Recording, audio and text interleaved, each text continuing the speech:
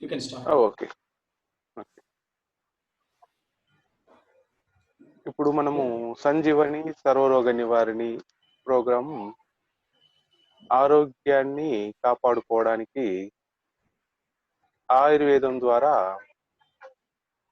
మనము ఏ విధంగా చేసుకోవాలనే దానికోసం ఈ ప్రోగ్రామ్ను రన్ చేస్తున్నట్టు ఉంది. దాంట్లో నేను పార్టిసిపేట్ చేస్తున్నందుకు సంతోషంగా ఉంది. అలాగే మనము ఇప్పటి వరకు 2 క్లాసులు రన్ చేస్తున్నాం. ఆ 2 క్లాసుల్లో మొదటి క్లాసులో మీకు సప్తధాతువుల గురించిన వివరణను ఇచ్చి ఉన్నాను. అలాగే రెండవ క్లాసులో షడ్రుచుల గురించిన వివరణ ఇచ్చి ఉన్నాను. ఇక ఆయుర్వేదంలో మీకు మొత్తం చెప్పాలంటే కేవలం మనము ఆచరించవలసిన విహారాలు, ఆహారాలు వీటి గురించి మాత్రం చెప్పడానికి వీలవుతుంది. ఔషధాల గురించి చెప్పాలంటే ఔషధం ఎప్పుడు కూడా గుట్టుగానే ఉంటుంది. మీకు చిట్కాల వరకు మాత్రమే చెప్పడానికి వీలవుతుంది. ఇక ఈరోజు క్లాస్లో మీకు ఋతుచర్యల గురించి, అలాగే శరీరంలో ఏర్పడే జబ్బులు, అవి త్రిదోషాల వల్ల ఏర్పడే వాటి గురించి క్షుణ్ణంగా కాకుండా కొద్దిగా క్షుణ్ణంగా తక్కువలో అర్థమయ్యే విధంగా చెప్పడానికి ప్రయత్నం చేస్తాను. ఇక ఋతుచర్యలు అనేటివి మనము సాధారణంగా ఒక వయసు వచ్చిన వాళ్ళకి అందరికీ తెలిసే ఉంటుంది. కొద్దిగా చదువుకున్న వాళ్ళు, వయసు మీరిన వాళ్ళు, కొద్దిగా పాతకాలం వాళ్లకు ఋతుచర్యలు తెలిసే ఉంటాయని నేను అనుకుంటున్నాను. ఇక ఋతుచర్యల గురించి మొదట వివరిస్తాను. ఋతుచర్యలు సీజనల్ వేరియేషన్. అన్ని కాలాల్లో ఆరోగ్యం ఒకేలా ఉండదు. అతి చలి, అతి వేడి, వర్షాలు, ఆయా ఋతువుల్లో కొన్ని జాగ్రత్తలు తీసుకోవాల్సి వస్తుంది. అలాగే మన ఆహార విహారాల్లో కూడా కొన్ని మార్పులు చేసుకోవాల్సి వస్తుంది. సంవత్సరానికి 6 ఋతువులు, 2 నెలలు ఒక ఋతువు. అవి శిశిర ఋతువు, వసంత ఋతువు, గ్రీష్మ ఋతువు, వర్ష ఋతువు, శరద్ ఋతువు, హేమంత ఋతువు. ఈ 6 ఋతువుల్లో శిశిర, వసంత, గ్రీష్మ ఋతువులు ఈ మూడింటిని ఉత్తరాయణం అంటారు. ఈ కాలంలో సూర్యుడు ఉత్తర దిశగా సంచరిస్తూ ఉంటాడు. ఈ కాలం చాలా వేడిగా ఉంటుంది. వేడిగా అంటే ఉష్ణంగా ఉంటుంది. ఈ కాలం నందు బలం హరించే విధంగా ఉంటుంది. శరీరం మన శక్తిని కోల్పోతూ ఉంటాం. చల్లగాలి శోషించబడిపోయి ఉంటుంది. అంటే చల్లగాలి మనకు ఆనవాళ్ళు కూడా ఎక్కువగా ఉండదు, తక్కువ శాతంగా. దీనిని అదాన కాలం అని కూడా పిలుస్తారు ఆయుర్వేదంలో. ఈ కాలంలో తిక్త, కటు, కషాయ రసాలు యథాక్రమంలో ఎక్కువగా ఉంటాయి. ఈ కషాయ రసాలు వీటి గురించి క్రితం క్లాసులో చెప్పుకున్నాను. వాటి వివరణ కావాలంటే ఒకసారి మీరు క్రితం వీడియోస్ కానీ వాటిని రెఫర్ చేస్తే ఈజీగా ఉంటుంది. మరలా ఇప్పుడైతే కొద్దిగా సమయాభావం కలగవచ్చు. ఈ తిక్త, కటు, కషాయ రసాల కారణంగా శరీరం బలహీనంగా తయారైపోయి ఉంటుంది. ఇక వర్ష, శరత్, హేమంత ఋతువులు ఈ మూడింటిని దక్షిణాయనం అంటారు. దక్షిణాయన కాలంలో సూర్యుడు దక్షిణముఖంగా సంచరిస్తూ ఉంటాడు. ఈ కాలమందు చంద్రుడి శక్తి ఎక్కువగా ఉంటుంది. ఈ కాలమున శీతము అంటే చల్లదనము, మృదుత్వము, మేఘ వర్షాలు భూమి యందు, వేడి తగ్గి సౌమ్య గుణం ఎక్కువగా ఉంటుంది. అంటే ప్రశాంతంగా ఉంటుంది. ఈ కాలమందు ఆమ్ల, లవణ, మధుర రసాలు యథాక్రమంగా ఎక్కువగా తయారవుతాయి. ఈ కాలాన్ని విసర్గ కాలం అని కూడా ఆయుర్వేదంలో అంటారు. ఇక హేమంత ఋతుచర్య ఏ విధంగా ఉంటుంది, ఫలానా ఋతువులో ఏ విధంగా ఉండాలనే వాటి గురించి కొద్దిగా వివరిస్తాను. హేమంత ఋతుచర్య ఈ కాలంలో చలి ఎక్కువగా ఉంటుంది. చర్మ మందలి స్రోతస్సులు సంకోచించి మార్గావరోధం కలుగుతుంది. అంటే శరీరము ఉంటుంది. శరీరం ఉష్ణం బయటికి రాక అంతర్గతంగా ఉండి జఠరాగ్ని వృద్ధి చెందుతుంది. ఆకలి ఎక్కువగా వేస్తుంది. ఆహారం చక్కగా జీర్ణమవుతుంది. అధిక బలంగా కలుగుతుంది. ఈ కాలమందు అంటే హేమంత ఋతుచర్యలో ఈ కాలంలో మధుర అంటే స్వీట్, ఆమ్ల షోర్, లవణము సాల్ట్, ఈ రసాలు ఆహార పానీయాలను విశేషంగా భుజించాలి. ఈ 3 రకాలైన పదార్థాలను హేమంత ఋతువులో తీసుకోవడం ఉత్తమం. వాతాహార తైలాలు అంటే శరీరానికి నలుగు పెట్టుకోవడం ఇలాంటివి చేయడం వల్ల చాలా శరీరానికి ఉపయోగంగా ఉంటుంది. ఇది ఒక ఏజ్లో అంటే బహుశా మన ఒక 30-40 ఏళ్ల క్రిందట తీసుకుంటే నలుగు పెట్టుకోవడం, తైల స్నానం ఇలాంటివి మీరు ఎవరైనా మన పెద్దలను కానీ ఎక్కడైనా గమనించి ఉంటారు. ఈ హేమంత ఋతువులో ఇవి చేయడం వల్ల ఉత్తమంగా ఉంటుంది. శిశిర ఋతువు ఇది వసంత ఋతువుతో నెక్స్ట్ వసంత ఋతువులో చెప్పే వాటిని మీరు ఫాలో కావాల్సి వస్తూ ఉంటుంది. శిశిర ఋతువు, వసంత ఋతువు 2 కాలాల్లో ఒకే రకంగా ఈ వాతావరణం దగ్గరగా ఇంచుమించుగా ఉంటుంది. ఈ శిశిర ఋతువులో కఫ ప్రధానంగా ఉంటుంది. ఈ సమయంలో అనేక రోగాలు కలుగుతాయి. ఈ కాలమున ఆయుర్వేద ప్రకారము నస్య కర్మ అంటే ముక్కులో తైలాలు వేసుకోవడం ఇలాంటివి, విరేచన కర్మ అంటే మోషన్ కు వేసుకోవడం లాంటివి చేయాల్సింది వస్తుంది. అలాగే ఈ కాలంలో వసంత ఋతువు, శిశిర ఋతువు ఈ కాలాల్లో తేలిగ్గా జీర్ణమయ్యే ఆహారాన్ని భుజించాలి. అంటే త్వరగా డైజెస్ట్ అయ్యే ఆహార పదార్థాలు. వాటిలో గోధుమలు, తేనె, పాత బియ్యం, కొత్త బియ్యం కాకుండా, లేదా అవకాశం ఉండి పెట్టుబడి పెట్టగలిగిన వాళ్ళు బాసుమతి రైస్ వాడుకోవచ్చు. అలాగే బార్లీ బియ్యం, వాటిని ఎవలు అంటారు. అలాగే చెరుకు రసము ఇలాంటివి కూడా ఈ కాలంలో బాగా తీసుకోవడం అలవాటు చేసుకుంటే శిశిర ఋతువులో వచ్చే ఆరోగ్య సమస్యలను మీరు వీలైనంత వరకు దాటవేయవచ్చు. ప్రతి ఋతువులోనూ వ్యాయామం తప్పనిసరి. వసంత ఋతువులో పగటి నిద్ర పనికిరాదు. ఇక నెక్స్ట్ వచ్చేది గ్రీష్మ ఋతువు. ఇప్పుడు హేమంత ఋతువు, శిశిర ఋతువు, వసంత ఋతువుల గురించి తెలుసుకున్నాం. శిశిర, వసంత ఋతువులు ఈ రెండిట్లో కాలాలలో ఇంచుమించుగా వాతావరణం ఒకే రకంగా ఉంటుంది. ఇక గ్రీష్మ ఋతువు, ఈ ఋతువులో ఎండ అధికంగా ఉంటుంది, అందరికి తెలిసిన విషయమే. శరీరం బలం బాగా తగ్గిపోతుంది. అంటే ఆహారం ఇష్టం లేకపోవడం, నీళ్ళని ఎక్కువ తీసుకుంటూ ఉండడం ఇలాంటివి జరుగుతుంది. ఈ కాలంలో గ్రీష్మ ఋతువులో వాతము వృద్ధి చెందుతుంది. వాతము అంటే నెక్స్ట్ చెప్పే టాపిక్ లో చెప్తాను. వాయు సంచారం తగ్గడం అంటే శరీరం బాగా పెయిన్స్ తో ఇలా కూడి ఉంటుంది. ఈ కాలంలో అధికంగా లవణాలు, ఆమ్ల పదార్థాలు అంటే ఆమ్ల రసాలకు సంబంధించినవి, కటు పదార్థాలు అంటే కారం ఇలాంటి వాటికి సంబంధించినవి ఎక్కువ సేవించకూడదు. ఇవి తీసుకోవడం వల్ల శరీరం కొద్దిగా ఇబ్బందికి లోనవుతుంది. ఈ కాలంలో చల్లగా ఉండే కాటన్ దుస్తులు ధరించాలి. చల్లటి పానీయాలు, మధురం ప్రధానంగా ఉండే ఆహారాలను తీసుకోవాలి. చల్లటి పానీయాలు అంటే మనము ప్రస్తుతం అయితే ఫ్రిడ్జ్ లో పెట్టినవి అలా కాకుండా కొద్దిగా చల్లగా ఉండే వాటిని తీసుకోవాలి.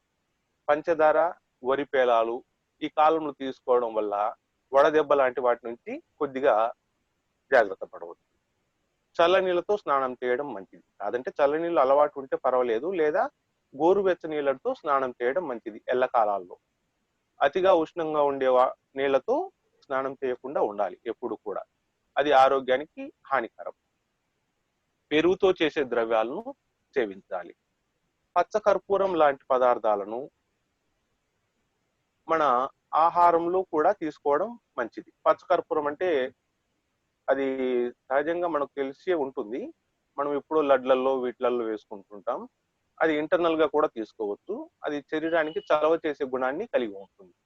అలాగే ఇంట్లో ఒట్టివేర్లకు సంబంధించి డోర్ కర్టన్స్ లాంటివి చేసుకోవడం. ప్రస్తుతం అయితే ఆ సమస్య లేదనుకోండి, అందరూ ఏసీలు, ఎయిర్ కూలర్లు లాంటివి వాడుతున్నారు. ఆయుర్వేద ప్రకారం అయితే ఇలాంటివి వాడుకోవాల్సింది వస్తుంది. నెక్స్ట్ ఋతువు వర్ష ఋతువు. ఇది త్రిదోషాలను ప్రకోపిస్తుంది. త్రిదోషాలు, వాత పిత్త కఫ దోషాలు, త్రిదోషాలు వీటిని ప్రకోపింపచేస్తుంది. ఎక్కువగా బయటకు వచ్చే విధంగా తయారు చేస్తుంది. జఠరాగ్ని మందగిస్తుంది. జఠరాగ్ని అంటే ఆకలి అయ్యే గుణం తగ్గిపోతుంది. వర్షాల కారణంగా నీరు కలుషితమైపోతుంది ఫస్ట్. కాబట్టి నీటిని కాచి చల్లార్చి తాగాలి ఈ ఋతువులో. ఇది అందరికీ తెలిసిన విషయమే. కాదంటే ప్రస్తుతం ఫిల్టర్స్ ఇవన్నీ వచ్చేస్తాయి, అవి వాడుతున్నారు, నో ప్రాబ్లం. కాదంటే ప్రస్తుతం మినరల్ వాటర్ లాంటివి వద్దని అంటున్నారు. అది ఎంతవరకు అయితే నిజం నాకు తెలియదు. నీటిని, ఎలాంటి నీటినైనా తీసుకోవాలంటే క్రితం క్లాసులో నేను చెప్పినాను నీటిని ఎలా తాగాలి అనేది. అలా తీసుకుంటే ఏ నీరు తీసుకున్నా సరిపోతుంది. ఇంకా సులభమైన మార్గం ఏంటంటే వర్షాల నుంచి వచ్చే నీటిని మనము స్టోర్ చేసుకొని దాన్ని తాగగలిగితే దాన్ని మించిన నీరు లేదు. దాన్ని అమృతధార లేదా అమృతం అని కూడా అంటారన్నమాట. అలాంటి నీళ్లను తీసుకోవడం వల్ల సహజంగానే 1 ఇయర్ స్టాక్ ఉంచుకొని వాటిని గనక తాగగలిగితే స్థౌల్యం, శరీరం యొక్క ఒబిసిటీ అంటారు చూడండి, స్థౌల్యాన్ని మనం తగ్గించుకోవచ్చు. ఏది, వర్షంతో వచ్చే వాటర్ ను మనం స్టోర్ చేసి పెట్టుకొని తాగడం వల్ల శరీర స్థౌల్యాన్ని తగ్గించుకోవచ్చు. ఇక ఈ కాలంలో పాత బియ్యము, గోధుమలు, నెయ్యి, శొంఠి చేసిన పదార్థాలు, శొంఠి లాంటివి మనము ఆహార పదార్థాలు తీసుకోవడం మంచిది. ఇక అధికంగా కషాయము, కటుగుణం కలిగినవి అంటే మిరియాలు, పిప్పిళ్ళు, శొంఠి ఇలాంటివి తీసుకోవడం వల్ల జలుబు లాంటివి చేసుకోకుండా కాపాడుకోవచ్చు. ఇక తర్వాతది శరత్ ఋతువు. ఈ కాలంలో పిత్తం ప్రకోపిస్తుంది. పిత్తం అంటే ఉదరానికి సంబంధించిన గ్యాస్ట్రిక్ జెల్స్ ఎక్కువగా రిలీజ్ కావడం. ఇక ఈ పిత్త ప్రకోపం ఎక్కువగా తగ్గించుకోవాలంటే రక్తమోక్షణ చేయించడం. అంటే ఆయుర్వేద పరంగా మీకు చెప్పాలంటే రక్తమోక్షణం, దాన్ని కొద్దిగా అక్కడ పక్కన పెట్టేద్దాం. విరేచన కర్మలను ఆచరించడం అంటే మోషన్స్ కి వేసుకోవడం. ఈ కాలంలో ఆకలి ఎక్కువగా ఉంటుంది. తిక్తము, మధురము, కషాయాలతో కూడిన లఘువుగా ఉండే ఆహారాలను భుజించాలి. అవి ఏంటంటే పెసలు, పంచదార, పొట్లకాయ, తేనె, చందనము, కర్పూరము ఇలాంటివి. ఇంటర్నల్ గా, ఎక్స్టర్నల్ గా ముత్యాల హారాలు, చక్కని పుష్పాలను ధరించడం, ఇవి ఆయుర్వేద పరంగా చెప్తారులేండి. ఇలాంటివి తీసుకోవడం వల్ల శరద్ ఋతువులో ఇక శరీరాన్ని కాపాడుకోవచ్చు. ఈ ఋతుచర్యలను ఫాలో కావడం. ఏ ఋతువులో అయినా సరే పగటి నిద్ర అనేది పనికిరాదు. ఈ ఋతువులో సన్నగా పరిశుభ్రంగా ఉండే వస్త్రాలు ధరించాలి. ఈ శరద్ ఋతువులో చంద్రుని యొక్క కాంతి ఎక్కువగా ఉంటుంది. చంద్రుని యొక్క కాంతిని మనకు తగిలే విధంగా కొద్దిగా ఆహ్లాదంగా వీలైతే మన ఇంటి మీద, టెరాస్ మీద అలా కొద్దిగా తిరుగుతూ ఉండడము, చంద్రుని యొక్క కిరణాలు మనకు తాకే విధంగా ఉంచుకోవడం శరద్ ఋతువులో మనం చేసుకోవచ్చు. ఇక ఋతు సంధి కాలం. ఋతువు మారే సమయంలో అంటే 2 ఋతువులకు 7 రోజులు, రాబో ఋతువులు మొదటి రోజు 14 రోజులను సంధికాలం అంటారనమాట. ఇది వ్యాధులను ఎక్కువగా వచ్చే కాలం. ఋతువులు సంధులు మారేటప్పుడు వ్యాధులు కొద్దిగా ఎక్కువగా ప్రకోపిస్తాయి. ఈ కాలంలో వాతాది దోషాలు కారణంగా వ్యాధులు ఎక్కువగా అవుతూ ఉంటాయి. ఇక ఈ ఋతువుల చర్యలను చూస్తూ మన ఆహార వ్యవహారాలను మార్చుకుంటూ ఉండాలి. దానికి వైద్యుని సలహా కానీ లేదా మన పెద్దలు చెప్పిన పద్ధతులను కానీ ఫాలో కావడం ఉత్తమం. ఇక ఈ ఋతువులను సంబంధించి వివరణ ఇక్కడికి సరిపోతుంది అనుకుంటాను. ఇక త్రిదోషాల గురించి చెప్తాను. త్రిదోషాలు, వాత, పిత్త, కఫ దోషాలు త్రిదోషాలు. ప్రస్తుతం అయితే అనేక రకాలైన ఎక్విప్మెంట్స్ వచ్చి జబ్బుని గుర్తించడానికి ఎన్నో పద్ధతులను ఫాలో అవుతున్నారు, కానీ గుర్తించలేకపోతున్నారు. ఒక ఆయుర్వేద వైద్యుడు ఏం చేస్తాడంటే నాసనాడి, గలనాడి, హస్తగత నాడి, పాదగత నాడి ఇలా నాడులను పరీక్షించి వ్యాధిని నిర్ధారణ చేసుకుంటాడు. ఈ వ్యాధి నిర్ధారణను వాత, పిత్త, కఫ నాడుల ద్వారా తెలుసుకుంటారు. ఇవి వాతము అంటే ఏంటి, పిత్తము అంటే ఏంటి, కఫనాడి అంటే ఏంటి, వీటి గురించి కొద్దిగా క్లుప్తంగా చెప్తాను. వాతము 5 రకాలుగా ఉంటుంది. అది సహజంగా యోగ సాధకులు కానీ, పురాణ గ్రంథాల్లో కానీ, మీ మీటింగ్స్ లో కానీ చాలా మంది చెప్పే ఉంటారు. ప్రాణవాతము, ఉదానవాతము, వ్యానవాతము, సమానవాతము, అపానవాతము. వాతము ఈ విధంగా 5 రకాల ఉంటాయి. ప్రాణవాతము ఒక్కొక్క వాతాన్ని గురించి కొద్దిగా క్లుప్తంగా చెప్తాను, వివరంగా కాకుండా గమనించండి. ప్రాణవాతము ఇది శిరస్సును ప్రధానంగా చేసుకుని ఉంటుంది. ఇది వక్షస్థలము, కంఠము వీటి యందు సంచరిస్తూ ఉంటుంది. బుద్ధి, హృదయము, ఇంద్రియాలు, చిత్తము అని వాటిని ఆధారంగా ఉంటుంది. ఇది శ్వాసక్రియలో ఆహారాన్ని పంపించడంలో ఎక్కువగా దీని యొక్క ప్రభావం ఉంటుంది. ఆహారాన్ని బాడీకి డిస్పాచ్ చేయడంలో. దీని వికృతి వలన ఈ ప్రాణవాతము ఎప్పుడైతే చక్కగా ఉండదో దీని వలన ఎక్కిళ్ళు రావడం, గొంతు బొంగురు పోవడం, శ్వాసకోశ వ్యాధులకు సంబంధించిన ఆనవాళ్లు కనిపిస్తూ ఉంటాయి. ఏది ఈ ప్రాణవాతము తక్కువగా ఉన్నప్పుడు. రెండవది ఉదానవాతం. ఉదానవాతము ఛాతీ యందు ఉంటుంది. ముక్కు, నాభి, కంఠము వీటి యందు సంచరిస్తూ ఉంటుంది ఉదానవాతం. సంభాషించడము అంటే మనం మాట్లాడడం, ఉత్సాహంగా ఉండడం, బలము, గడిచిన విషయాలను స్మరణ తేవటం లాంటి పనుల్లో సహకరిస్తూ ఉంటుంది ఉదానవాతం.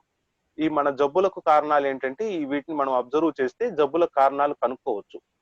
ఏది ఉదానవాతం అంటే ఏంటి, ప్రాణవాతం అంటే ఏంటి, వాతాలు ఇన్ని ఉన్నాయి కదా, ఈ వాతాలు ఏం చేస్తాయి, వీటి ప్రభావం ఏంటి అనేది ఇప్పుడు ప్రెసెంట్ డేస్ లో అయితే డాక్టర్ ఏ నొప్పి అంటే ఏ నొప్పి చెప్పినా కూడా ఒకే రకమైన మందులు రాస్తారు. అలా కాకుండా ఒక ఆయుర్వేద వైద్యుడు ఏం చేస్తాడు అంటే వాతాలు 80 రకాలు. ఆర్జిత వాతము, ఉదానవాతం, ఆర్జిత వాతము, పక్షవాతం ఇలా 80 రకాలుగా ఉంటాయి వాతాలు. ఈ వాతాలకు ఏ ప్రకోపించిందో దానికి తగ్గట్టు ఆయుర్వేద వైద్యుడు సూటబుల్ మెడిసిన్ ఇస్తాడు. ప్రజెంట్ డేస్ లో కూడా ఉన్నాయి, కానీ వాళ్ళు ఏ విధంగా ఇస్తున్నారైతే నాకు ఐడియా లేదు. కాబట్టి హాస్పిటల్ పెరిగాయి, ఆయుర్వేద ఆసుపత్రులు తగ్గాయి. కారణం వ్యాధిని పర్ఫెక్ట్ గా ఐడెంటిఫై చేయలేకపోవడం. మందుని ఇవ్వడం సులభమే, కానీ వ్యాధిని గుర్తించి మందుని ఇవ్వడం చాలా ఉత్తమమైన పని. ఉదానవాతం గురించి ఇప్పుడు చెప్పుకున్నాం కదా. ఉదానవాతం ఛాతీ, ముక్కు, నాభి, కంఠంలో ఇది ఉంటుంది.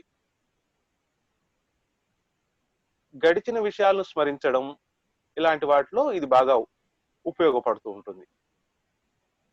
దీని వికృతి వలన అంటే ఉదానవాతము వికృతి చెందితే ఏమవుతుంది అంటే ముక్కు, చెవి, గొంతుకు సంబంధించి నేత్ర వ్యాధులు ఇవి కలుగుతాయి. వాతము శరీరం యొక్క ఉత్పత్తి స్థితికి, ఆరోగ్యానికి వికృతి చెందినప్పుడు అనారోగ్యానికి కారణమవుతుంది. ఎప్పుడు కారణమవుతుంది శరీరము జబ్బుకు అంటే వాత శరీరం యొక్క ఉత్పత్తి స్థితికి, ఆరోగ్యానికి వికృతి చెందినప్పుడు అనారోగ్యానికి కారణమవుతుంది. త్రిదోషాల్లో వాతం ఒక్కటి శరీరం యొక్క సర్వచేష్టలకు ఆధారభూతమై ఉంటుంది. వాతం, ఈ వాతాల్లో ఉదానవాతం ఇది ఒకటి. ఇక నెక్స్ట్ది వ్యానవాతం. ఇది హృదయాన్ని ఆశ్రయించి ఉంటుంది. హృదయం అంటే హార్ట్ అనుకోండి. సర్వ శరీరము సంచరించి ఉంటుంది. అంతటా ఈ వాతం యొక్క సంచారం కలిగే ఉంటుంది. వ్యానవాతం రక్తాన్ని సర్వ శరీరానికి పంపిస్తుంది. గుండె చేసే పని ఏంటంటే బ్లడ్ పంపింగ్. బ్లడ్ ను ఎప్పుడు పంపింగ్ బాగా ఉంటే శరీరం ఆరోగ్యంగా ఉంటుంది. దీని వికృతి వలన నాడీ మండల వ్యాధులు అంటే నరాలకు సంబంధించిన అన్ని వ్యాధులు, శిరో సంబంధమైన వ్యాధులు, శిరస్సుకు సంబంధించిన వ్యాధులు, జ్వరాలు మొదలగన్ని ఎక్కువగా వస్తూ ఉంటాయి. ఇది మనము ఇప్పుడు చెప్పుకున్న వ్యానవాతం. ఇక నెక్స్ట్ సమానవాతం. ఇది డైజెస్టివ్ జ్యూస్ ను రిలీజ్ చేయడానికి పనికొస్తుంది. సమానవాతం ఇది జీర్ణక్రియను మెరుగుపరచడానికి ఉపయోగపడుతుంది. ఈ సమానవాతం మలమూత్రాదులను చక్కగా క్రమంలో వాటిని విడుదల చేయడానికి ఇది సహకరించే వాతం. దీని వికృతి వలన ఇది చక్కగా లేకపోతే సమానవాతము అతిసారము అంటే ఎక్కువ మోషన్ రావడము, అజీర్ణము అంటే ఆకలి కాకపోవడం లాంటివి జరుగుతూ ఉంటాయి. అపానవాతము చివరిది. ఇది ఎక్కడ ఎక్కువగా ఉంటుంది అంటే పిరుదులు, హిప్స్, వస్తి, శిష్ణము, తొడలు వీటి యందు ఎక్కువగా సంచరిస్తూ ఉంటుంది. శుక్రము అంటే స్పెర్మ్, ఆర్తవము, మలము, మూత్రము వెడలించడంలో దీని ప్రధానమైన పాత్ర ఉంటుంది. దీని వికృతి వలన మలాశ్రయ మూత్ర వ్యాధులు, వృషణానికి సంబంధించిన వ్యాధులు అంటే జెనిటల్ పార్ట్స్ కు సంబంధించిన జబ్బులు ఇవి వస్తూ ఉంటాయి. ఇది వాతాని గురించి. ఇక నెక్స్ట్ పిత్తము. ఇది కూడా 5 రకాలుగా ఉంటుంది. ఆ 5 ఏంటంటే పాచక పిత్తం, రంజక పిత్తం, భ్రాజక పిత్తం, ఆలోచక పిత్తం, సాధక పిత్తం. ఈ 5 గురించి కొద్ది క్లుప్తంగా చెప్తాను. పిత్తం కొద్దిగా స్నిగ్ధంగా శీఘ్ర గుణకారిగా కలిగి ఉష్ణంగా లఘువుగా ఊర్ధ్వ అధోముఖాలుగా వ్యాపించి ఉంటుంది. స్వేదం, రసం, రక్తం, ఆమాశయం యొక్క అధోభాగాలు స్థానాలుగా ఉంటుంది. ఇక పాచక పిత్తకం వల్ల ఏం జరుగుతుంది అంటే ఈ పాచక పిత్తం గ్రహిణిని ఆశ్రయించి ఉంటుంది. అంటే ఈ జీర్ణక్రియలో డైజెస్టివ్ సిస్టాన్ని ప్రకోపిస్తుంది. దీని వికృతి వలన అజీర్ణ వ్యాధులు కలుగుతాయి. అంటే ఏది తిన్నా కూడా అరక్కపోవడం ఇలాంటివి. ఏది పాచక పిత్తం వల్ల. రంజక పిత్తం ఇది లివర్, స్ప్లీన్ వాటిని ఆశ్రయించి ఉంటుంది. లివర్ అంటే కాలేయము, స్ప్లీన్ తెల్ల దెబ్బ అంటారు దాన్ని, వీటిని ఆశ్రయించి ఉంటుంది. ఇది రసధాతువును రక్తంగా మారుస్తుంది. మనం తిన్న ఆహారం ఎప్పుడైతే డైజెస్టివ్ సిస్టంలో పడుతుందో ఆ రసధాతువు దీన్ని రక్తంగా మారుస్తుంది. రంజక పిత్తం. దీని యొక్క వికృతి వలన రంజక పిత్తం లోపించడం వలన రక్తహీనత, కామెర్ల లాంటి వ్యాధులు వస్తాయి. ఇక కామెర్ల లాంటి వ్యాధులు రావడానికి చిన్న ప్రధానమైన కారణం చెప్తాను. ఎప్పుడైతే లివర్ ఫంక్షన్ తగ్గుతుందో, లివర్ ఫంక్షన్ ఎప్పుడు తగ్గుతుంది? దాని శ్రమ పెరిగినప్పుడు. దాని శ్రమ ఎప్పుడు పెరగవచ్చు అంటే చక్కగా నీళ్లు ఇవ్వకపోవడం, ఆయిల్ కంటెంట్స్ ఉన్న పదార్థాలు ఎక్కువగా తీసుకోవడం వల్ల లివర్ ఫంక్షన్ శ్రమ ఎక్కువ లోనవుతుంది. దానివల్ల శరీరం వేడి తత్వం కలుగుతుంది. ఈ లివర్ ఫంక్షన్ ఎప్పుడైతే తగ్గుతుందో కామెర్ల లాంటి వ్యాధులు వస్తాయి. సాధారణంగా ఇప్పటి వరకు నాకు తెలిసిన వరకు శరీరంలో అన్ని అవయవాలకు రీప్లాంటేషన్ ఉంది, కానీ లివర్ కు లేదు. లివర్ దెబ్బతిన్నది అంటే ఆల్మోస్ట్ ఆల్ ఆ మనిషిని మనం కోల్పోతామని గుర్తించవచ్చు. ప్రజెంట్ రీప్లాంటేషన్ లాంటివి ఉన్నాయంటున్నారు, కానీ ఎంతవరకు సక్సెస్ అయితే మాత్రం కనిపించడం లేదు. కానీ లివర్ కున్న గుణం ఏంటంటే దానంతటా అది రికవర్ చేసుకునే గుణం ఉంది. ఈ రోజు దెబ్బతిన్నదా రేపటి ఆటోమేటిక్ గా రికవర్ అవుతుంది, కానీ ఆ రికవరీ చేసే సమయం మనం ఇవ్వటం లేదు.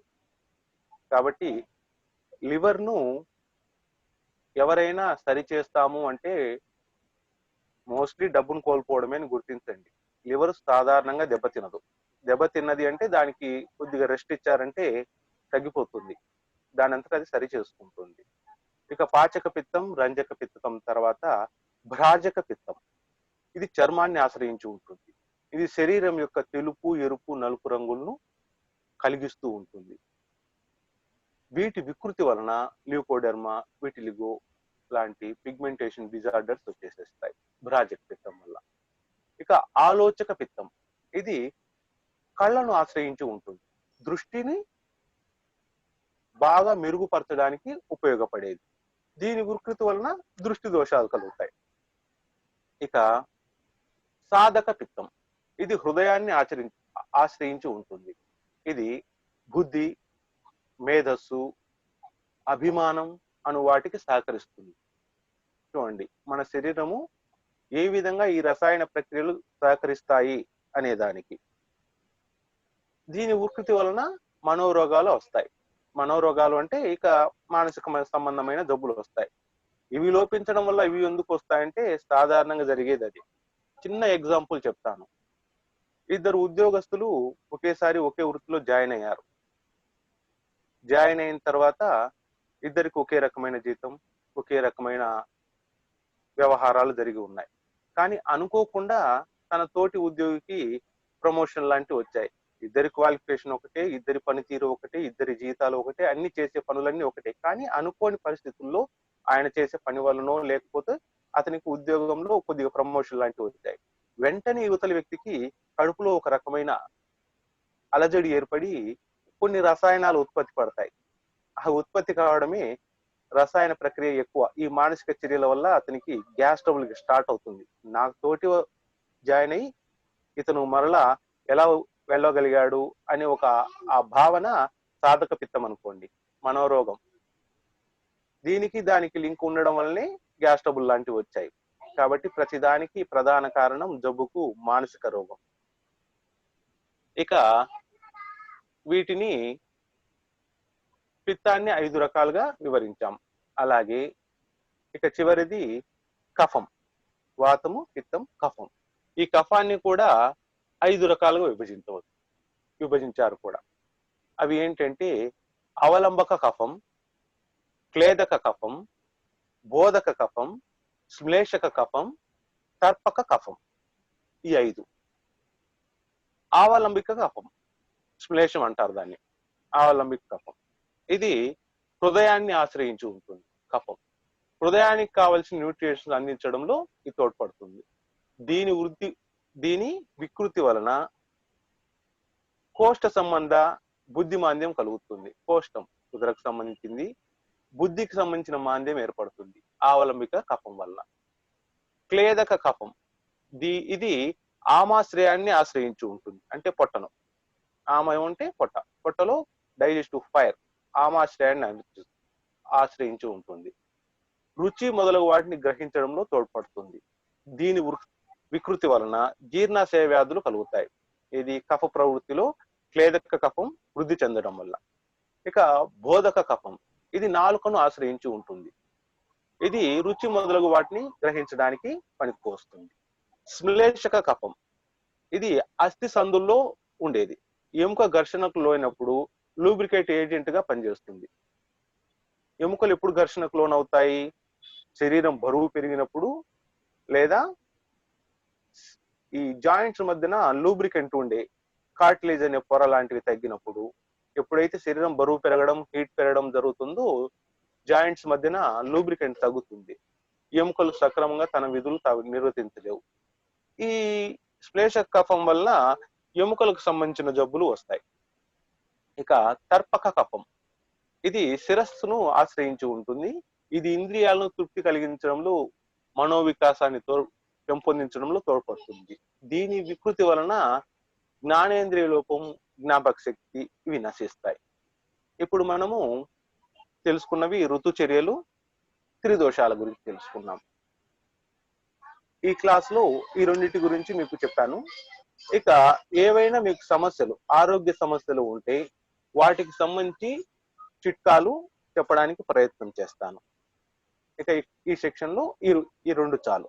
అంటే ఇప్పటి వరకు ఆరోగ్యానికి ఆయుర్వేదంలో ఉండే ప్రధానంగా ఆచరించవలసిన సూత్రాలు, తెలుసుకునే పద్ధతులు. అంటే ఆచరించవలసిన సూత్రాలు మొదటి క్లాస్ లో చెప్పాము. మనకు లోపాలు ఏంటి అంటే సప్తధాతు లోపాలు, తీసుకోవాల్సిన ఆహారాలు, షడ్రుచులు, శరీరంలో కలిగే లోపాలు, వాతపిత్త కఫదోషాలు. ఈ 3 ప్రధానంగా అందరూ తెలుసుకోవచ్చు. నెక్స్ట్ వైద్యం చేయడం అనేది నిష్ణాతులు మాత్రమే చేయగలుగుతారు. చిట్కాలు అనేవి ఈజీగా తాతల కాలం నుంచి మన ఇళ్లలో అందరూ చేసేటివి. చిట్కాలు ఎలా ఉంటాయి అంటే మీకు సింపుల్ గా చెప్తాను. ఒక చిట్కా, ఈరోజు మన ఇంట్లో పప్పు చేశారు. పప్పులో చిట్కా ఏంటి? కందిపప్పు ఎక్కువగా తీసుకుంటే గ్యాస్ ఫామ్ అవుతుంది. దాన్ని తగ్గించడానికి మన పూర్వీకులు ఏం చేశారంటే తాలింపును ఎక్కువగా దట్టించేవాళ్ళు. అంటే తాలింపులో ఆవాలు, జీలకర్ర, కొద్దిగా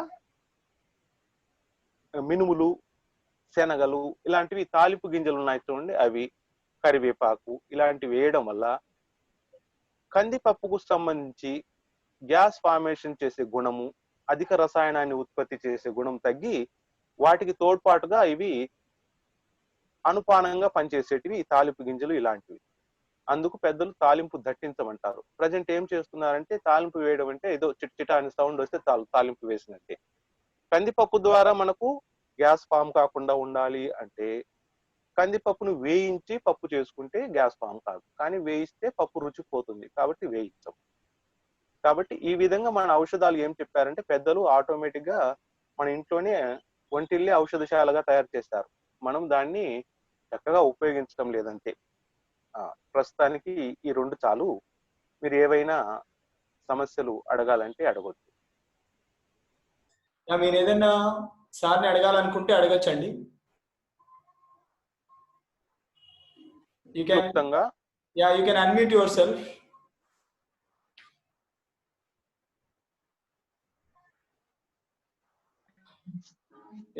అనంత్ గారు అడగండి. గుడ్ ఈవినింగ్, చెప్పండి. గ్యాస్ట్రిక్ ప్రాబ్లం ఎక్కువగా ఉంటుంది సార్. గ్యాస్ట్రిక్ ప్రాబ్లం ఎక్కువగా ఉందంటే మీరు చక్కగా నమిలి తినటం లేదని గుర్తించండి.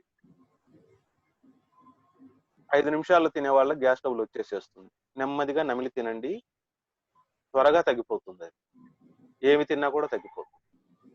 సేమ్ గ్యాస్ట్రిక్ కాన్స్టిపేషన్ కూడా ఇబ్బంది సార్. అదేనండి, నమిలి తినక ఆలోచన ఎక్కువగా ఉండడము, శ్రమ ఎక్కువసేపు కూర్చొని చేసే పనులు, వీటి వల్ల కాన్స్టిపేషన్ ప్రాబ్లం కూడా వస్తుంది. ఈ మలబద్ధకానికి మైండ్ స్ట్రెస్ అయితే ఉంది సార్. అది ఉన్నప్పుడు ఖచ్చితంగా వచ్చేసేస్తుందండి ఇవన్నీ. అమృతం తిన్నా కూడా గ్యాస్ ఫామ్ అవుతుంది. ఇంకా దానికి మీకు ఆయుర్వేద పరంగా చెప్పాలి లేదా చిట్కా అంటే సింపుల్ గా ఏం చేస్తారంటే రాత్రి పడుకునే ముందు ఒక 10 ఖర్జూరాలు, మధ్యాహ్నం ఒక 50 గ్రాములు ఎండు ద్రాక్ష తినండి.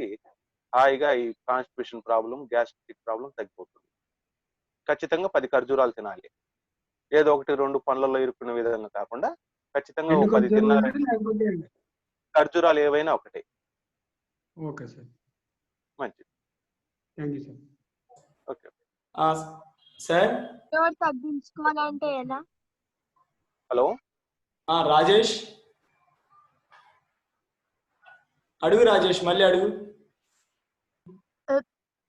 థైరాయిడ్ ని ఎలా తగ్గించుకోగలం? థైరాయిడ్ అది ఒక హార్మోన్ అండి. దానికి సంబంధించిన ఆలోచన చేస్తే వస్తుంది. థైరాక్సిన్ లోపం వల్ల థైరాయిడ్ వస్తుంది. ప్రజెంట్ అయోడిన్ సాల్ట్ ఇలాంటివి అంటున్నారు, కానీ సైంధవళం లాంటివి వాడండి. ఆయుర్వేద షాప్ లో దొరుకుతుంది. సైంధవళవనం లాంటివి వాడండి, వాటిని కంట్రోల్ చేయొచ్చు. అలాగే మానసిక శ్రమను తగ్గించి కొద్దిగా ప్రశాంతంగా ఉండడానికి ట్రై చేయండి. థైరాక్సిన్ రిలీజ్ అవుతుంది. ఇది సపరేట్ గా ఒక గ్రంథి. ఈ గ్రంథి ఎప్పుడైతే థైరాక్సిన్ రిలీజ్ చేయదో థైరాయిడ్ ప్రాబ్లం వస్తుంది. మీకు అక్కడికి వెళ్ళినా కూడా థైరాయిడ్ కి సంబంధించి థైరాక్సిన్ టాబ్లెట్ ఇస్తారు, ఉప్పు సాల్ట్స్ ఇస్తారు. కాబట్టి సైంధవళవనం మార్కెట్ లో దొరుకుతుంది మీకు, అది కూరలలో వాడండి. ఓకే, నెక్స్ట్ సార్ ఒకరు మెసేజ్ చేశారు, చెప్పండి. హెయిర్ ఫాల్ బాగా అవుతుందని ఉమెన్ మెసేజ్ సెండ్ చేశారు నాకు. హెయిర్ ఫాల్ అవుతుంది, ఎలా? లేడీసా జెంట్స్ అండి? లేడీస్ అండి. లేడీస్ వాళ్ళకు హార్మోన్స్ ఇన్బ్యాలెన్స్ వల్ల, నెలసరి చక్కగా రాకపోవడం వల్ల, అధిక ఆందోళనలు, వీటి వల్ల హెయిర్ ఫాల్ ఎక్కువగా ఉంటుంది. నెలసరి చక్కగా రాకపోయినా కూడా తర్వాత ఏవంటే అవి షాంపూలు వాడడము, తలకు హెయిర్ డ్రైస్ పెడతారు చూడండి, కలర్స్, వీటి వల్ల కూడా హెయిర్ ఫాల్ అవ్వచ్చు. వాళ్ళ ప్రాబ్లం ఏదో చెప్తే దానికి తగ్గట్టు సొల్యూషన్ చెప్పవచ్చు. దానికి సింపుల్ గా మీకు ఒక చిన్న చిట్కా అని చెప్తాను, ఫాలో కమ్మనండి. వీలైనంత వరకు తగ్గొచ్చు. ఏం లేదు, ప్రతిరోజు 1 చుక్కలు 2 నాస్ట్రిల్స్ లో వేసుకోవడం అలవాటు చేస్తే నస్యకర్మ ఇవి చేసుకున్నారంటే హెయిర్ ఫాల్ ను వీలైనంత వరకు కంట్రోల్ చేయవచ్చు. అది 1 రోజు 2 రోజులు చేసేది కాదు, చాలా కాలం కొనసాగించాలి. నెక్స్ట్. Okay sir, next. నమస్కారం సార్. నమస్కారం, చెప్పండి. మా బాబు 7 సంవత్సరాలు, మీకు ఇంతకు ముందు అడిగాను, 7 సంవత్సరాలు వాడు మాట్లాడడం లేదు.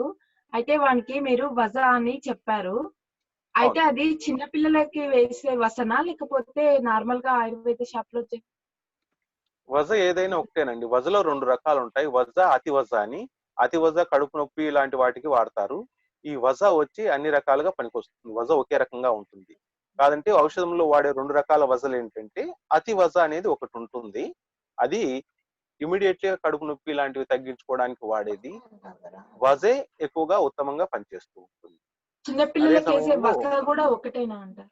అంతా ఒకటేనండి. వజ వాళ్ళు చెప్పడంలో అలా ఉంటుంది. వజ అంటే వజే, అదంతే ఒకటే. అయితే ఆ బాబుకి 7 సంవత్సరాలు ఉన్నాడు కదా, ఆ, వాడికి ఇంకా ఎంత టైం అది వాడాలి?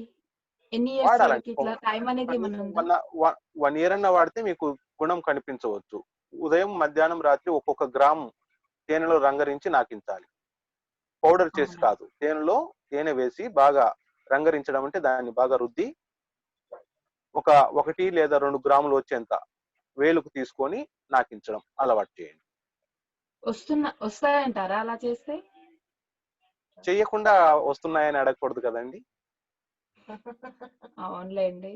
ఆహా, నేను సరస్వతి లేహం యూజ్ చేస్తున్నాను. దాని వల్ల మనకి ఇమ్యూనిటీ పవర్ ఒకటి ఒక్కటే చెప్తాను వస్తుంది. చూడండి, అన్ని చేస్తూ ఉంటారు కదా, మొదటే డౌట్ తో చేస్తే ఏది సక్సెస్ కాదు. ఏదైనా కాన్ఫిడెంట్ తో చేయాలి, నమ్మకంతో చేయాలి. సరే సరే, థ్యాంక్ యూ సార్. ఓకే, మంచిది. ఇంకా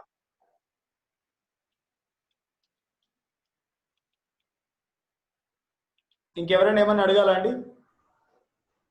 సార్ నా పేరు శ్రీనివాస్ అండి. చెప్పండి. మా బాబు ఇప్పుడు 4 ఇయర్స్ సార్, అంటే 3 కంప్లీట్ అయినాయి సార్. చెప్పండి. కొంచెం ఎత్తు మామూలుగా ఉన్నాడు, ఎత్తు పెరగడానికి. మీరు ఇంట్లో ఫుడ్ తినిపిస్తున్నారా, బయట తినిపిస్తున్నారా? ఇంట్లో ఫుడ్ సార్. ఇంట్లో ఫుడ్ తింటారు. అవును సార్. ఇంట్లో తల్లిదండ్రులు ఓకే హైట్ తక్కువగా ఉన్నారు వాళ్ళు ఏమైనా? నేను 5.6 ఉన్నా సార్. నేనే సార్ తండ్రిని. వాళ్ళ మదర్? వాళ్ళ మదర్ కూడా 5.5 ఉంటది. నెక్స్ట్ గ్రోత్ వస్తుందండి, అంతే. అంతేనా సార్? నిదానం మీద మామూలుగా ఫ్రూట్స్ కూడా బాగానే తింటాడు సార్. అంటే ప్రత్యేకమైన మానసికంగా ఉల్లాసంగా ఉన్నాడంటే ఆటోమేటిక్ గా పెరుగుతాడు. ఎప్పుడు ఇక దిగులే లేదు, పెరుగుతాడు. వేరే ఏం వాడాల్సిన పని లేదు. వీలైతే రోజు ఒక సున్నుండ తినిపించండి. సున్నుండ పెట్టమంటారు సార్? పెట్టండి. నేతితో చేసి, మినుములతో చేసేది. మినుములతో చేసి మన ఇంట్లో తయారు చేసుకుని పెట్టుకుంటే బెటర్. అది తినిపించండి, బయట వద్దు. అంటే ఇంతకు ముందు మేడం గారు కూడా మాట్లాడారు కదా సార్, మాటలు కూడా మాట్లాడతారు కానీ కొద్దిగా స్పష్టంగా రావట్లేదు సార్ మాటలు. అన్ని వచ్చేసేస్తాయి. మీరు మాట్లాడేటప్పుడు బాగా ఫ్రీగా మాట్లాడనివ్వాలి. ఎక్కిరించడం లాంటివి చేయకుండా ఏంది ఇట్లా మాట్లాడుతున్నాడు, వాళ్ళు ఏది మాట్లాడుతుంటే దాన్ని రైట్ చేస్తుండడమే. వచ్చేసేస్తాయండి, వాటి గురించి ఏం సమస్య లేదు. ఓకే అండి, thank you sir. Cell phone లాంటివి కొద్దిగా దూరం పెట్టండి, వద్దు. సరే, okay sir, thank you sir. Sir weight loss కి ఒకరు మెసేజ్ పెట్టారు. వెయిట్ లాస్ ఎవరండి? వాళ్ళ ఏజ్ లేడీసా? ఏజ్ 20 ఏళ్ళు సార్. 27 20 సార్, 20. వెయిట్ 70+ అలా ఉంటారు. హైట్ 5 ఉండొచ్చు సార్. 5, 5'1", 5'1", 5'2". అవును. జెంట్సా లేడీసా? Ladies sir. లేడీస్. వాళ్ళు ఇంట్లో పనులు బాగా చేయమనండి, వీలైతే వ్యాయామం చేయమనండి, ఇడ్లీ దోశ మానేసేయమనండి. Okay sir. ఇడ్లీ దోశ తింటే ఎవరైనా సరే లావు అయిపోతారు. వారంలో 2 రోజులు ఇడ్లీ, 2 రోజులు దోశ తిన్నారనుకోండి, ఎప్పుడు కూడా మాంసకృతులు ఎక్కువగా ఉన్న మినుములు తీసుకోవడం, దాంతో వాళ్ళకి నాన్ వెజ్ అలవాటు కనుక ఉంటే వారంలో 1 రోజు తీసుకున్నారనుకోండి, ఎప్పుడు మాంసకృతులు ఉన్న పదార్థాలు తీసుకుంటూ ఉన్నట్టే లెక్క. దాంతో మాంసకృతులు ఉన్న ఎక్కువ పదార్థాలు తీసుకుంటే మాంసము వృద్ధి చెందుతూ ఉంటుంది, దాంతో ఒబెసిటీ వస్తుంది. తేలికగా అరిగే పదార్థాలు, ఫ్రూట్స్ లాంటివి తీసుకోవడం, శారీరక వ్యాయామం చేయడం చేస్తే సరిపోతుంది.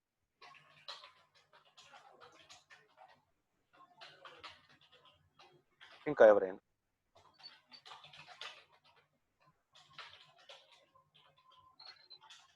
ముఖం గురించి నొప్పులు ఎలా తగ్గించుకోగలము? హలో రాజేష్ అడుగు. నొప్పులు అనేటివి నాకు చక్కగా అర్థం కావటం లేదు. సరిగా చెప్పినా కీళ్ళ నొప్పులు అనేటివి ఎలా తగ్గించుకోగలము? మీ ఏజ్, మీ జెండర్? 55. 55. ఇంకా వెయిట్? హలో, 45 kgs ఉంటాము. Weight 45 kgs. Age? Age 55. 55, age 45 kg. Okay, లేడీసా జెంట్సా? జెంట్స్. జెంట్స్. వాళ్ళకు మలబద్ధకం లేకుండా చేసుకోమనండి, ఈ కీళ్ళ నొప్పులు తగ్గిపోతాయి. వాటర్ చక్కగా తీసుకోమనండి. తర్వాత మీకు ఉదయాన్నే శొంఠి కషాయం చేసుకొని తాగమనండి, ఈ కీళ్ళ నొప్పులు వీలైన త్వరగా తగ్గుతాయి. శొంఠి కషాయం ఏ విధంగా చేసుకోవాలంటే 1 లేదా 2 గ్రాముల శొంఠి తీసుకొని, వింటున్నారా?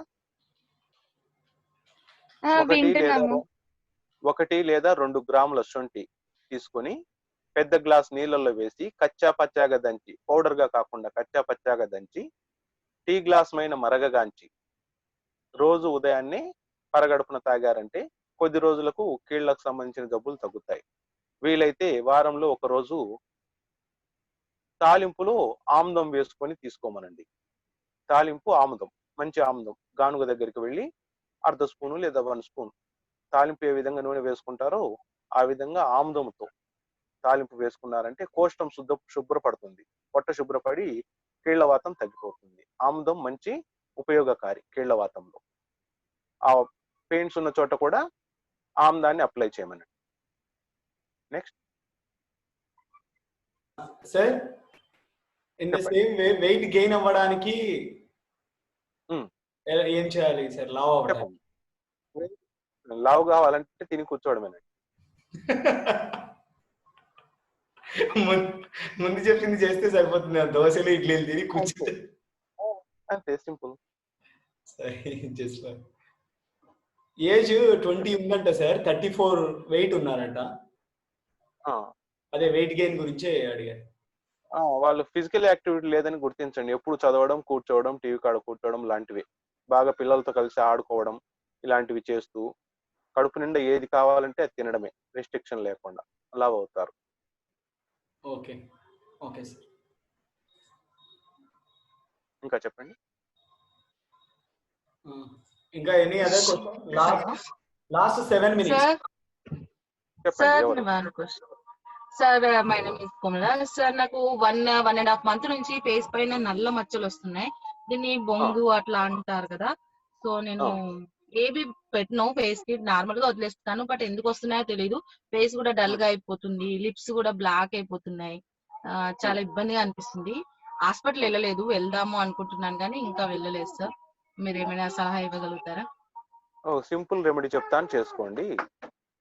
మీకు పసుపు కొమ్ములు దొరుకుతాయి చూడండి, పసుపు కొమ్ములు. అవును సార్. పసుపు కొమ్ములను పౌడర్ చేసి ప్రతిరోజు కొత్తిమీర ఉంది కదా, కొత్తిమీర 1 స్పూన్ పసుపు కొమ్ములతో తయారు చేసిన పసుపు, కొత్తిమీర బాగా నూరేసి పేస్ట్ లాగా చేసుకొని ఫేస్ కి అప్లై చేయండి. ఒక 1 month కల్లా ఫేస్ టోటల్ చేంజ్ అయిపోతుంది. Okay sir. అవి నల్ల మచ్చలు అన్ని ఏదైనా సరే. అంటే పచ్చి పసుపు ఉంది సార్, అది డైరెక్ట్ గా రాసుకోవచ్చా? పచ్చి పసుపులో మొలకలు ఉన్నాయి, పీకేసి కొత్తిమీర కలపాలి. Okay sir. కొత్తిమీరతో పేస్ట్ చేసుకోవాలి సమపాళ్ళలో. కానీ నాకు పసుపు పడదేమో అని. దానికి ఇక్కడ అనుపారం చెప్పాం కదా, ఆల్టర్నేషన్, దానికి విరుగుడు కొత్తిమీర. ఆ 2 కాంబినేషన్ లో వాడి చూడండి, మీకు తెలిసిపోతుంది. Okay sir. అంటే పెట్టి అప్లై చేసి వదిలేయాలా సార్? 10-15 నిమిషాలు వదిలేసి తర్వాత ఏదో సీకాయ పొడితో కానీ లేదా శనగపిండితో కానీ ఫేస్ వాష్ చేసేసుకోవాలి. సోప్ యూజ్ చేయకూడదా సార్?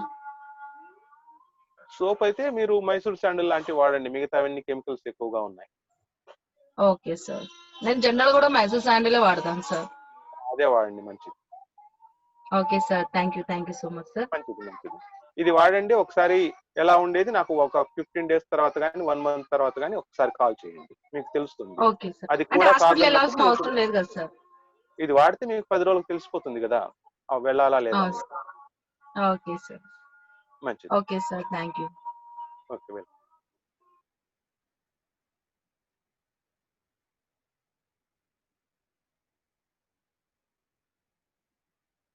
ఇంకా ఎవరైనా ఉన్నారా?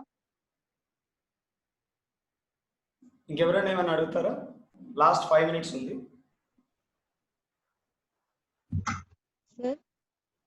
చెప్పండి. నెక్ బాగా బ్లాక్ అయిపోతుంది, అది పోవాలంటే ఏం చేయాలి? నెక్ బ్లాక్ అవుతుంది. బ్లాక్ నెక్ బ్లాక్ అవుతుంది అని చెప్తున్నారు. Yes sir. దానికి ఏం చేస్తారంటే కొబ్బరి నూనె ఒక స్పూన్ నిమ్మరసం ఈ రెండు బాగా కలిపి నెక్ కు అప్లై చేయండి. త్వరగా ఆ నెక్ బ్లాక్నెస్ వెళ్ళిపోతుంది. కొబ్బరి నూనె నిమ్మరసం, ఒక స్పూన్ నిమ్మరసం, ఒక స్పూన్ కొబ్బరి నూనె రెండు బాగా మిక్స్ చేసి మెడకు పట్టించండి, తగ్గిపోతుంది. డైలీ పట్టించండి. పట్టించిన తర్వాత ఆ పట్టించడం కూడా కనీసము ఒక స్పూన్, అది ఒక స్పూన్ కాబట్టి నెమ్మదిగా బాగా అది స్కిన్ లేకి ఇంజెక్ట్ అయ్యే విధంగా నెమ్మదిగా రబ్ చేయాలి. రబ్ చేసిన తర్వాత ఒక 20 minutes తర్వాత శనగపిండితో క్లీన్ చేసేసేయండి, తగ్గిపోతుంది. Okay sir, thank you. Okay.